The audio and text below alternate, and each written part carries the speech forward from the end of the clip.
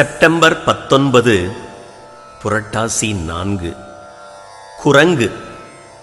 நான் மனம் அடங்கி இருக்கும் அளவு மன்னே உனக்கு நல்ல ஆராதனை செய்ய வல்லவன் ஆகிறேன்.